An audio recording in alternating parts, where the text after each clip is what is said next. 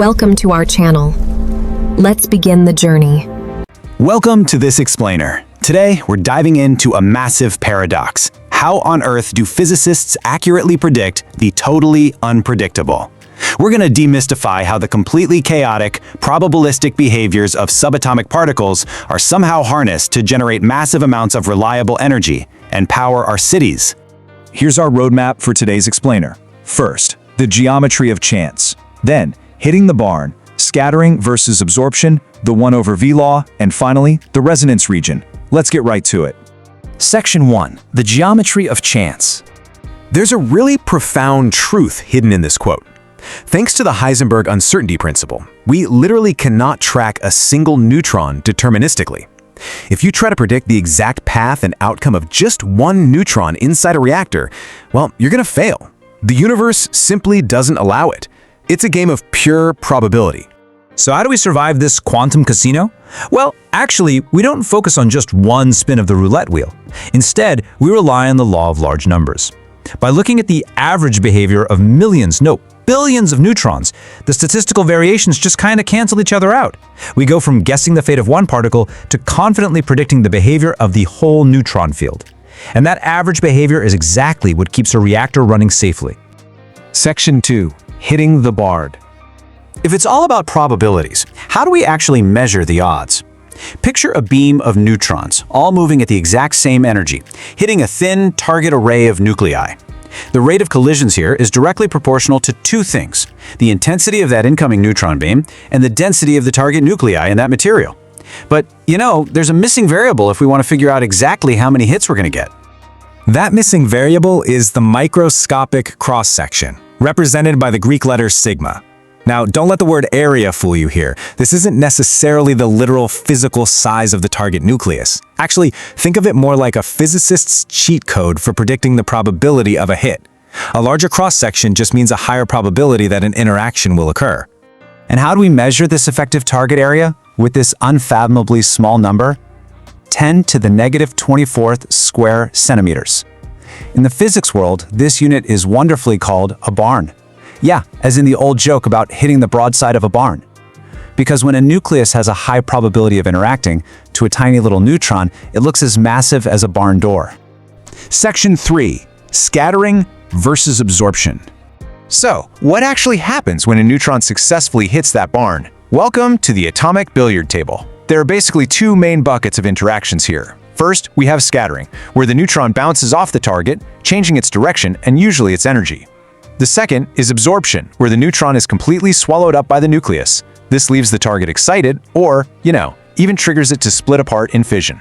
Let's look a bit closer at that scattering bucket. Within scattering, we've got a stark contrast. Elastic scattering is just like standard billiards. Kinetic energy is perfectly conserved. The neutron bounces off and the nucleus stays exactly as it was. But inelastic scattering, that's much messier. The neutron is briefly absorbed, then spat back out with way less energy. The target nucleus absorbs that lost kinetic energy, gets highly excited, and eventually has to cool down by firing off a gamma ray. Looking at the elastic scatter on the left, you see a clean in and out process. Energy levels stay totally flat. But on the right, look at that messy inelastic scatter. The neutron comes in, but leaves behind energy that pushes the target nucleus into a higher energy state. That's the red line. To drop back down, it emits that squiggly line, a gamma ray.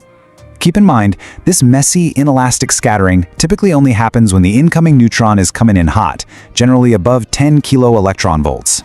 Section 4. The 1/v law. Alright, so we know what happens when they collide. But how does the speed of the neutron change the odds of a collision in the first place? Well, take a look at this. This maps the probability, the cross-section, of uranium-238 interacting with a neutron across incredibly diverse energy levels. Focus on that smooth, downward-sloping line on the far left. Notice how, as the neutron's energy increases moving to the right, the probability of an interaction just steadily drops. That downward slope is the famous 1/v law. The absolutely crucial takeaway here is that slowing down the neutrons massively increases our odds of hitting the target. Fast neutrons zip by way too quickly to be captured, but slower, thermal neutrons, they linger long enough to interact. This is exactly why nuclear reactors use moderators, like water or graphite, to purposefully hit the brakes on those neutrons and keep the chain reaction going. Section 5. The resonance region.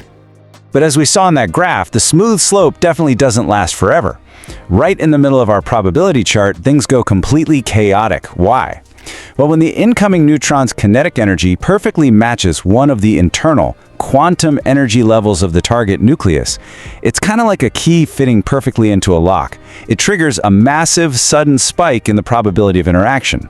This right here is resonance.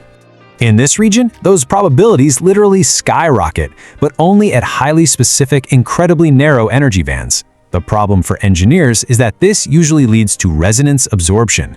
That means the neutron is just captured and wasted, rather than causing the fission we actually want. It's a massive hurdle in reactor design, especially because uranium-238 acts like a giant sponge, swallowing up fast neutrons right as they're trying to slow down into thermal neutrons. Because these spikes are so insanely narrow and extreme, experimental data can't always catch every single energy level. So physicists bring out the heavy mathematical modeling, specifically the Bright-Wigner formula. It's a quantum mechanical model that lets us predict the exact shape and height of these cross-section spikes, even when direct experimental data points are completely missing. The formula maps out the exact anatomy of one of those probability spikes. Notice the peak cross-section perfectly aligned at a specific resonant energy, E0, along with the total line width of the spike. It gives engineers the exact mathematical map they need to navigate the totally treacherous resonance region. I want to leave you with a final thought today. We've been talking all about the speed of the neutron, but target nuclei aren't just sitting there perfectly still, they vibrate with heat. So if we actively manipulate the temperature of the entire reactor, how might that change the geometry of chance and shift these massive resonance spikes? That temperature manipulation, known as the Doppler effect, is basically the ultimate reactor cheat code, and it's exactly what we're going to uncover in our next explainer. Thanks for joining me on this deep dive, and I'll see you next time. The view from here is breathtaking. Command, we are in position and ready for the next phase. If you liked the video, subscribe and comment the topic you want next. Thanks for watching, and stay unstoppable.